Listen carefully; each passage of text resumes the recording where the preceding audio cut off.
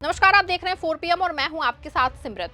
दोस्तों, देश में गजब खेल चल रहा है। एक और जहां chief election commissioner Gyanesh Kumar ji SIR कराने में पूरी तरह से आमदा फौजदारी है, वहीं उनकी डीएम सुपुत्री यानी कि नोएडा डीएम पिता के आदेशों को पूरा कराने के लिए दनादन बीएलओ पे एफआईआर करा रहे हैं, यानी कि पिता एसआईआर करा रहे हैं और बिटिया जो है एफआईआर और पूरे मामले में चकरघिन्नी की तरह फंसे हैं बीएलओ। लेकिन आपको बता दें कि बड़ी खबर निकल के सामने आई है कि बीएलओ ना सिर्फ सड़क पे उतर के इलेक्शन कमीशन के खिलाफ बहुत बड़ा मोर्चा खोल दिया है, बल्कि ज्ञानेश जी के ऑफिस को पूरी तरह से घेर लिया है। साथ ही बंगाल एसआईआर में एक बहुत बड़ा झोल सामने आया है, जिसके सामने आने से ना सिर्फ हड़कंप मचा है, बल्कि बंगाल में एसआईआर को लेकर सवाल खड़े हो रहे हैं। कौन से बड़े झोल के सामने आते ही हड़कंप मच गया है और क्यों अचानक बीएलओ सड़कों पे उतर के प्रदर्शन कर रहे हैं, सब कुछ आपको अपनी इस रिपोर्ट में बताने वाले हैं।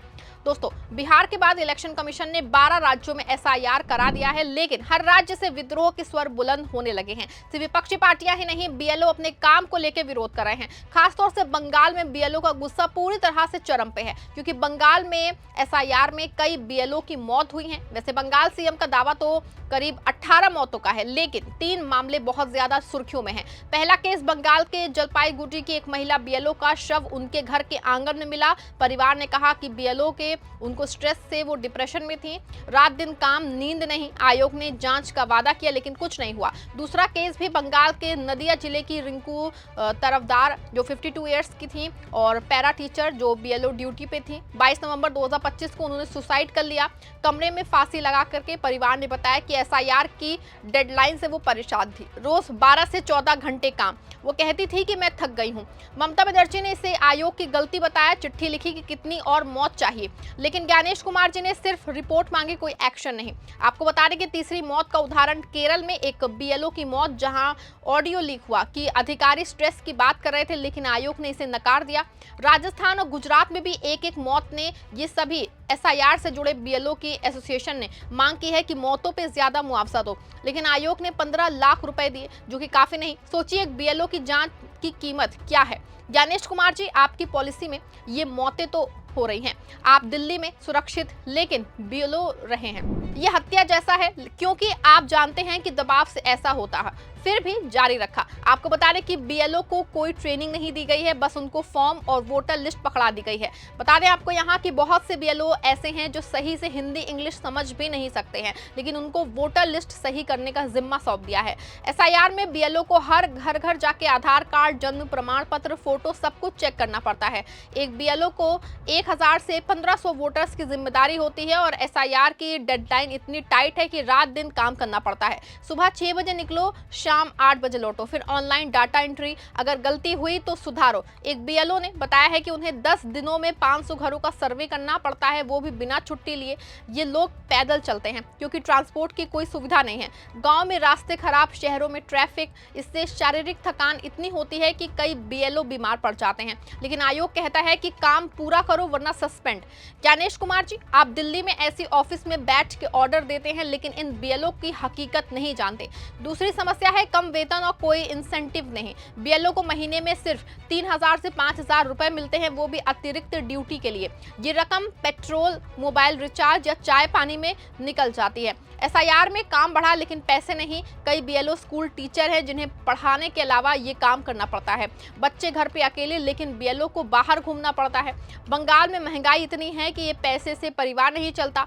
आयोग ने भी सोचा कि इनकी सैलरी बढ़ानी चाहिए, नहीं, क्योंकि ज्ञानेश जी जैसे लोग ऊपर बैठ के सिर्फ टारगेट सेट करते हैं। ये बीएलओ को सस्ते मजदूर की तरह देखते हैं, जबकि ये लोकतंत्र के रक्षक है। तीसरी परेशानी है सुरक्षा की कमी। बीएलओ घर घर जाते हैं, जहां कभी कभी लोग गुस्सा करते हैं। एसआईआर में आधार जैसी पर्सनल डिटेल्स मांगने से लोग शक करते हैं, कहते हैं कि ये सीएए और एनआरसी का हिस्सा है। बंगाल में राजनीतिक तनाव ज्यादा है, जहां टीएमसी और बीजेपी के बीच में चल रही रस्साकशी में बीएलओ को जूझना पड़ रहा है। ऐसे में बीएलओ सड़क पे उतरे हैं और ना सिर्फ बंगाल में सड़कों पे उतर के प्रदर्शन किया है, बल्कि ज्ञानेश जी और उनके विभाग के खिलाफ जम के नारेबाजी भी कर रहे हैं। आप भी वीडियो में देखिए कि कैसे प्रदर्शन हो रहा है।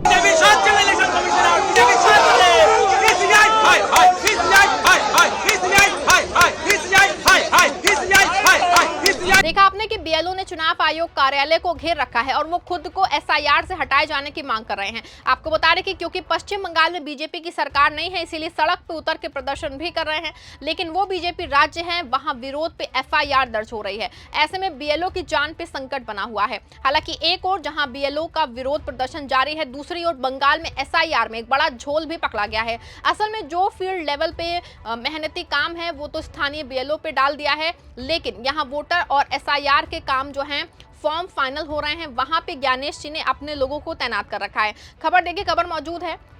ईसीआई ने चुनाव से जुड़े डाटा ऑपरेटर बाहर से क्यों मंगाए, ममता ने लगाए गंभीर आरोप। देखा आपने, खबर की हेडलाइन से ही साफ है कि डेटा ऑपरेटर बंगाल के नहीं है, बल्कि उनको दूसरे राज्यों से ला के तैनात किया गया है।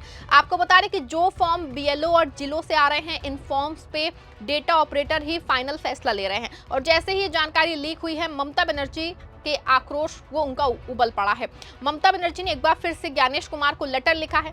ममता ने पत्र में लिखा है कि हाल ही में पता चला है कि पश्चिम बंगाल के मुख्य निर्वाचन अधिकारी यानी सीईओ ने सभी जिला निर्वाचन अधिकारियों को निर्देश दिया है कि वे कॉन्ट्रैक्ट आधारित डाटा जो है एंट्री ऑपरेटरों और बंगाल सहायता केंद्र के कर्मचारियों को एसआईआर या किसी अन्य चुनाव संबंधी डाटा कार्य में ना लगाए। उसी समय सीईओ कार्यालय ने 1000 डाटा एंट्री ऑपरेटर और 50 सॉफ्टवेयर डेवलपर को 1 साल के लिए नियुक्त करने के लिए रिक्वेस्ट फॉर प्रपोजल यानी कि आरएफपी जारी किया है। ममता ने सवाल उठाया है कि जब जिला कार्यालयों में पहले से ही सक्षम पेशेवर मौजूद हैं और जरूरत पड़ने पे डीओ खुद कॉन्ट्रैक्ट्स कर्मी रखने के लिए पूरी तरह सशक्त हैं, तो 1 साल के लिए बाहर की एजेंसी से ये काम कराने की क्या जरूरत है। उन्होंने लिखा कि पारंपरिक रूप से जिला कार्यालय हमेशा अपनी जरूरत के अनुसार कॉन्ट्रैक्ट डाटा एंट्री स्टाफ खुद रखते हैं आए हैं।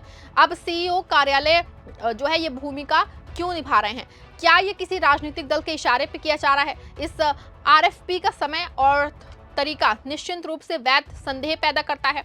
आपको बता दें दोस्तों कि ममता बनर्जी ने अपने लेटर में और भी सवाल उठाए हैं, लेकिन जो सबसे गंभीर सवाल है यही है कि आखिर क्यों अलग से डेटा ऑपरेटर और सॉफ्टवेयर इंजीनियर लगाए गए हैं, और कहीं ना कहीं अलग से लगाए जाने पे कुछ ना कुछ तो दाल में काला है।